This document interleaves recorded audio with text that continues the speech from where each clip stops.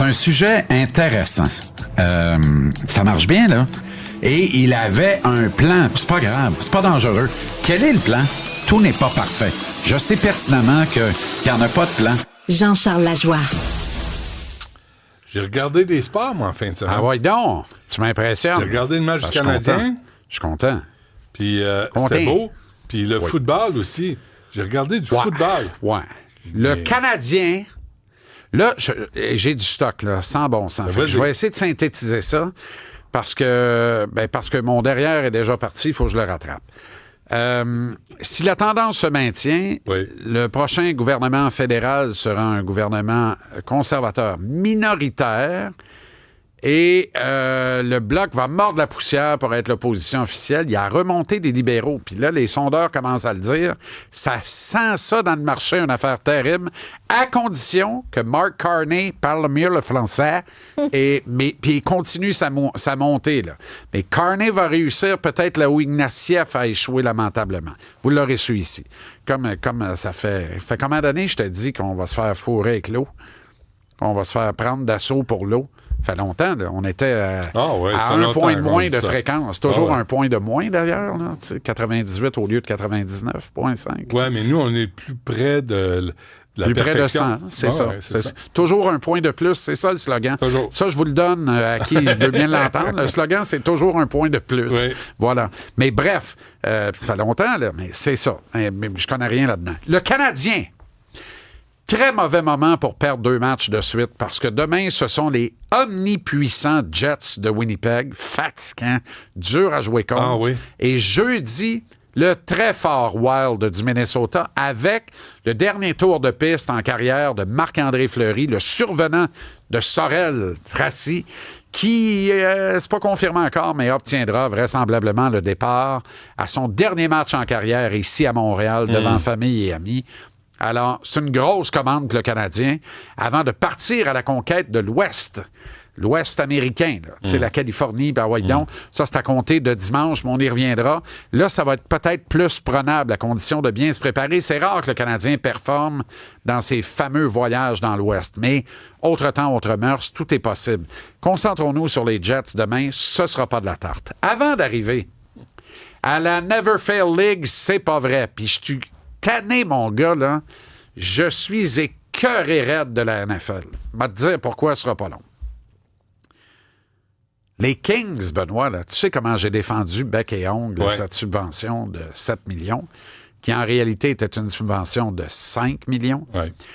Dans tous les tissus de panier fumeux de gitane et autres sniffeux de soupe là, qui ont fait le chou gras de ça, là, dans tous les sites poubelles, mais aussi dans les médias traditionnels ou dans certains bien-pensants et d'autres moins bien-pensants ont décrié ça, se sont moqués de ça.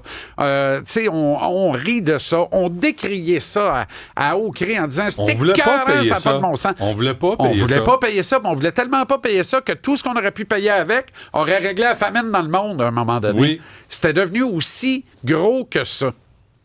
Le 7 millions qui s'est avéré être 5 millions, finalement, 5,2, fait du chemin, Benoît. Il fait du chemin. Parce que ça a éveillé la planète hockey. Tout le monde s'est comme dit, « Wow, attends un peu.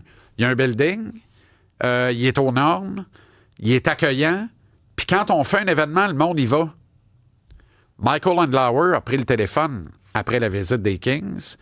Il a dit, « Je peux-tu faire pareil? J'ai pas besoin du 7 millions. Donnez-moi les revenus, puis donnez-moi votre infrastructure et votre structure organisationnelle. On s'entend sur un tarif. Une partie du revenu. Puis moi, je vais ramasser les revenus puis les profits. Parfait.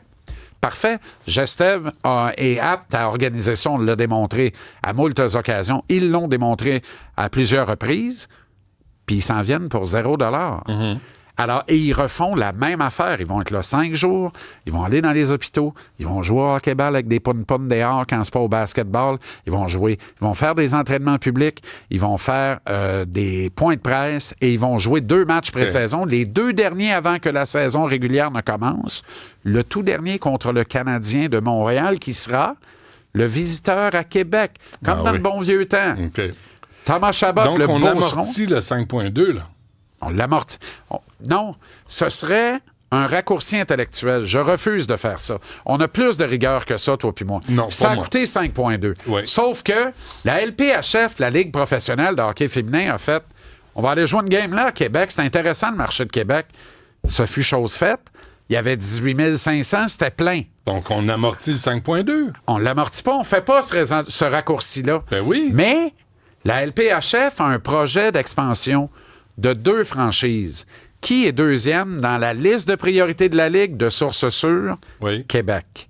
Alors, et pourquoi? Parce qu'on a testé le marché, les gens ont répondu. Pourquoi?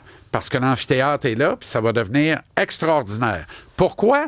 Parce que les Kings l'ont fait, puis c'était plein. Fait qu'on a dit, on va y aller, tout à coup, c'est plein. Donc, on amortit le 5,2. Non, on ne fait pas ce raccourci intellectuel-là. L'IIHF, la Fédération internationale de hockey sur glace, présidée par un dénommé Tardy ou Tardif, un gars de Trois-Rivières, qui l'a cru, Oui. qui est français maintenant depuis. Il a la double nationalité, là, mais il conserve la nationalité canadienne. C'est un Québécois qui est né ici. Lui, il sait qu'il y a un Colisée Vidéotron à Trois-Rivières, là, qui est le NEC Plus Ultra, qui est un mini-centre Vidéotron, qui est parfait, qui a 5000 sièges. Fait que lui, il dit, moi, le championnat du monde senior de hockey masculin, il faut retourner à Québec. Quand on est allé en 2008, c'était plein à rebord dans le vieux Colisée. Ça va être extraordinaire dans le nœud centre Vidéotron. Puis les matchs qui débordent peuvent avoir lieu à Trois-Rivières chez nous. Un leg que je vais donner à la ville qui m'a vu naître. Puis là, il a dit, une fois qu'on fait ça avec le championnat du monde de hockey senior, on peut faire ça avec le championnat du monde de hockey junior? Ben, calvaire, tu dis, toi. Puis là, après ça, quelqu'un, il a dit, hey, Armand, as-tu pensé au championnat du monde de hockey féminin? T'as tellement un bon point, toi. Voilà 3 grands rendez-vous internationaux qui vont débarquer à Québec, je te le dis. Entre aujourd'hui et les 7-8 prochaines années, mettons 10, on va avoir reçu ces 3 grands rendez-vous qui sont des vitrines exceptionnelles à l'échelle internationale. Donc, on amortit le 5,2. On ne fait pas ce type de raccourci intellectuel. Nous, on ne le fait pas. Oui, on refuse ça obstinément. Oui, on a mis 5,2 contre, et là, il y a des événements qui découlent de ça. Ça veut dire que l'investissement qu'on a mis à l'origine, il l'amortit sur un paquet de matchs qu'on va avoir grâce à cet événement-là. Ça veut dire que ce momentum-là qui se crée... Simpliste, là. Regarde, j'ai réfléchi tout seul à ça. Regarde la J-League, qui est la Ligue B, l'équivalent du fournisseur officiel de la puissante NBA. Oui. Ça vient d'attirer 7-8 000 par match à Laval en fin de semaine pour des rencontres entre les équipes écoles des Raptors de Toronto et des Nets de Brooklyn. C'est sensationnel, Benoît, parce que ça va faire? Ils disent, on veut un club de la J-League. À défaut d'avoir un club de la NBA à Montréal, on veut un club de la J-League à Laval. C'est-tu à Place Belle? Oui, c'était à la Place Belle. Ouais. Mais une fois que t'en as un à Laval, là, Ouais. amène-en un à Québec. Crée la rivalité. Fait que tout ça, ça crée un momentum positif en faveur de Québec. Fait que moi, je veux juste dire une affaire aux tissus de panier et autres fumeux de gitane. Est-ce que vous avez demandé une audition privée avec le ministre Éric Girard pour mieux comprendre où c'est qu'il s'en allait avec ça? Ben, Antoine Robitaille m'a dit tantôt que son personnel rapproché a dit on le savait que ça s'en venait. Moi, on va te le dire, parce que moi, je l'ai demandé, cette rencontre-là, puis je l'ai obtenue. J'ai passé 3 heures avec le ministre parce que je trouvais tellement que c'était un fiasco de communication. Relations publiques. Sur la forme, Benoît, là, c'est un échec lamentable et ça demeure un échec retentissant. La ligne de communication a été atroce, puis le ministre avait l'air d'être en culotte courte avec un petit chapeau puis l'hélice sur le top. Gougou gaga, j'aime ça le hockey, j'aime ça le hockey, j'aime ça le hockey. Pas ça qu'il faut que tu le dises. Armand, t'es un administrateur, t'es le plus grand économiste actif du Québec actuellement. T'es une des grandes valeurs de ce gouvernement-là. Puis là, dans ton propre gouvernement, tu te rappelles, le ministre Rainville, je m'en allais à Québec. On se voit à Québec cette semaine. Hein? J'entends pas. Pouvez-vous répéter? Excuse-moi. Tu fais ça à Éric Girard. Fait que contesté à l'intérieur même parce que pas capable de le communiquer comme du monde. Il a l'air du gars qui joue au hockey au banc du coin de la rue. Peut-être qu'ils ne savaient pas que ça allait découler de tout ça. Peut-être qu'eux autres avaient une entente là. Pas ça. S'ils ne savaient pas, c'est très inquiétant. Mais non. Je pensais que tu disais qu'ils ne savaient pas que ça allait faire un tollé. Ouais. J'espère qu'ils s'en sont doutés. Mais ils l'ont mal. Non. Ils ne savaient pas qu'il y a d'autres événements qui allaient suivre. Ils savaient. Avant que l'événement, bien avant que cet événement-là ait lieu à Québec. Avec les Kings? J'ai pris le café, puis on en a pris un autre, puis on en a pris un troisième. Tout dans le même avant-midi. Là, par exemple. Rough, ça. Je suis sorti de là, les tempes me battaient au vent. j'ai eu des réponses extraordinaires et je savais qu'il y avait un plan. Sur la forme, c'est une catastrophe. Sur le fond, c'était extraordinaire. Ça fait des petits, ça crée un momentum. Pour un édifice, et là, je vais le rappeler une autre fois, là, qui est encore en 2025, alors que ça fait pas 10 ans qu'il est inauguré, ça va faire 10 ans à l'automne. En 2025, il répond encore à tout le cahier de charges, toutes les normes de la Ligue nationale de hockey. OK?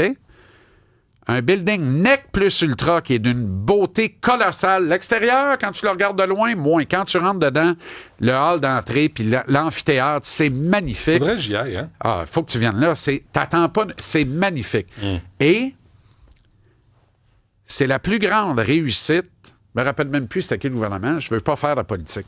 C'est la plus grande réussite en termes d'administration de fonds publics dans le programme d'infrastructure de l'histoire du Québec moderne. Excuse-moi, là, de l'histoire du Québec moderne. Respect des échéanciers.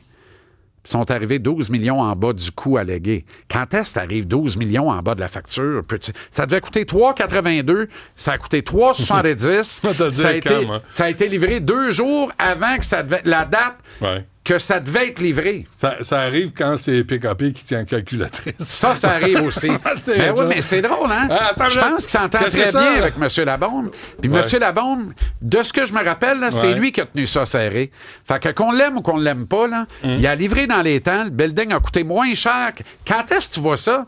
Là, les travaux au stade, là, 1 milliard, ça va-tu vraiment coûter 1 milliard? Ben non. Ben non, hein? Ben non, on prend pour acquis que ça va être ben non. Tu me dis 100 millions, je le sais que ça va être 140. Arrête, je le sais que ça va être 140. Tu me dis 6 mois, je le sais que ça va être 1 an et demi. Donc? Mais c'est pas arrivé à Québec. Fait que là, t'as un édifice qui a coûté des peanuts dans le Québec d'aujourd'hui. 370 millions. Toi puis moi, on fait un GoFundMe après-midi, on en bâtit un demain à ce prix-là. Mais personne ne va nous le bâtir, à ce prix-là. Dans lequel Billie Eilish s'est illustrée, paraît-il. Elle s'est illustrée. De façon phénoménale. Et pourquoi Billie Eilish est débarquée là? Parce qu'il y a un momentum positif créé autour de l'édifice avec des gens qui y sont impliqués. Billie Eilish, c'est la vraie célébrité sur la planète. C'est pas Taylor Swift. Oubliez ça. Bon, Taylor là, Swift, tu m'amènes magnifiquement dans mon 3e sujet. Oui.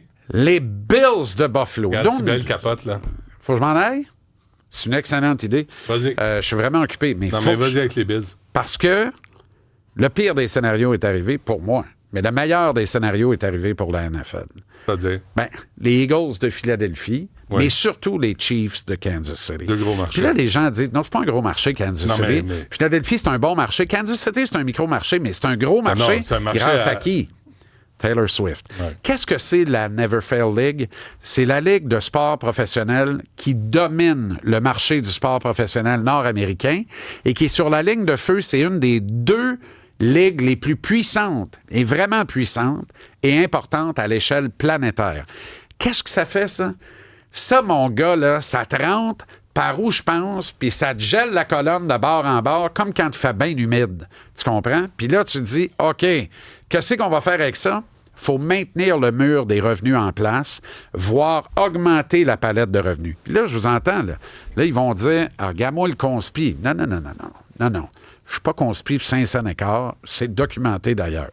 Par contre, dis-moi que Roger Goodell, un matin, il est pas fou comme de la haine. Parce que il a besoin d'icônes. Il y avait Tom Brady. Puis là, Tom Brady, qu'est-ce que tu veux, il a joué 23 ans, parti à la retraite. Là, il y a maintenant Patrick Mahomes. Et il faut que Patrick Mahomes soit l'icône et la vedette, l'idole de sa génération. Parce que ça prend des grosses histoires, des belles histoires pour augmenter encore les revenus. Mais lui, il déborde de Kansas City. Là.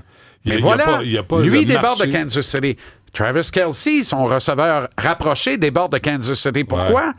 Parce qu'il est marié avec Taylor Swift. Mon Dieu, le chanceux. Non, mais honnêtement... Les Chiefs de Kansas City sont au Super Bowl. T'as 25 millions en code d'écoute de plus.